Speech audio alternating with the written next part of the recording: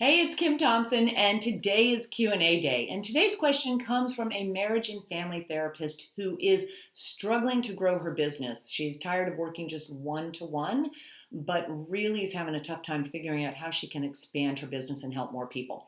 All right, the question specifically is from Leah. And Leah says, "Hey Kim, I am a marriage and family therapist. I absolutely love what I do, but I'm starting to hit a little burnout. I can only work so many hours in a day, which means I can only help so many people in a day. And I really am wanting to expand my business. What should I do?" Leah, this is such a common issue for those that are in the service-based industry, meaning therapists, coaches, consultants, financial planners, accountants, estheticians, anybody that has a service-based business, because yes, you are kind of limited by the amount of hours in the day because you're traditionally working one-to-one. But I'm sure you became a marriage and family therapist to help many different couples and parents and people just basically resolve certain issues. So if you could reach more people, you'd have a much greater impact. And of course, you'd be able to have a little bit more freedom and flexibility in your own life as well. So I want you to start to think in terms of expanding your business online.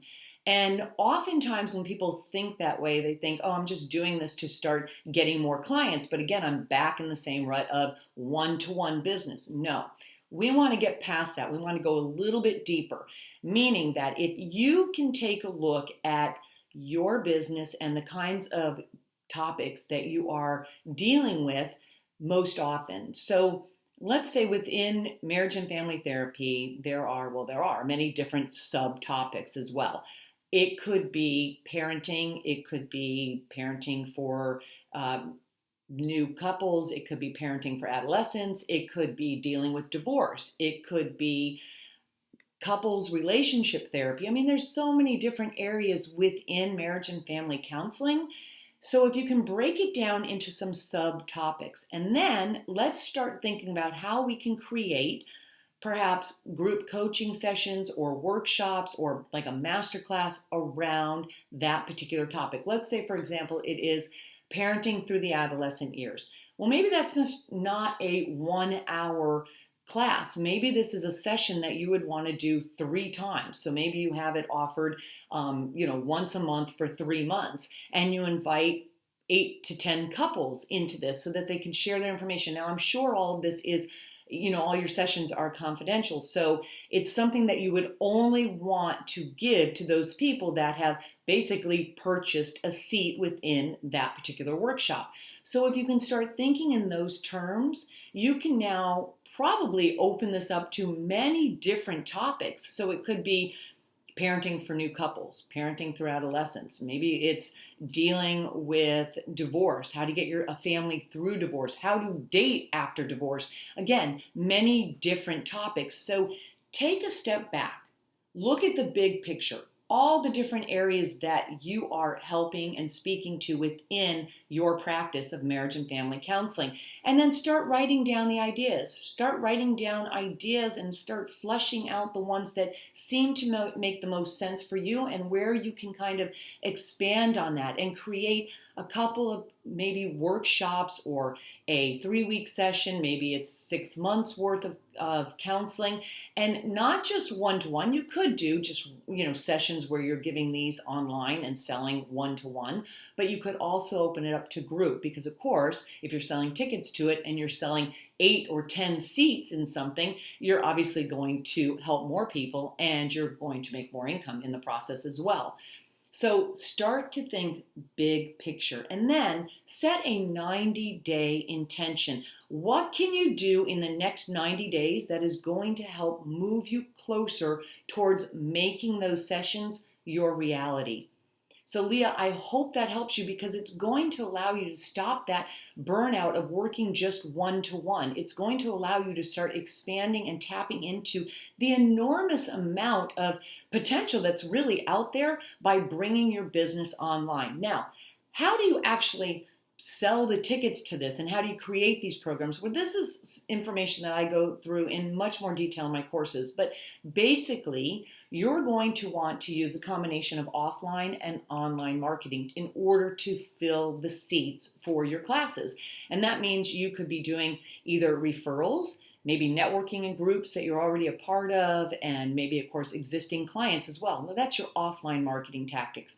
Online, you could be doing guest blogging, you could be doing guest speaking, you could be, of course, doing networking as well in some of the online platforms like LinkedIn or Facebook, and you could also be doing Facebook ads as well, or even Google ads. So many different ways to get your information out there. But first, step back, take a look at the big picture, and think in terms of how you can take what you already know and expand it into a class or a series of sessions to help far more people. I hope that helps you, Leah. And not just you, but as I said earlier, anyone that's got a service-based business, because this is something that so many people in that industry or in that group of industries tends to struggle with, because we're oftentimes just stuck thinking we can only grow by the amount of people that we can see on any given day. And sometimes we think, okay, if I can bring on some assistants, that can help me as well. But again, if you can start to take a look at the areas that you really seem to have the most expertise in and narrow it down, and then teach something just on that specific area. Think about this. Dermatologist, Dr. Pimple Popper, created a whole huge business and audience just around acne.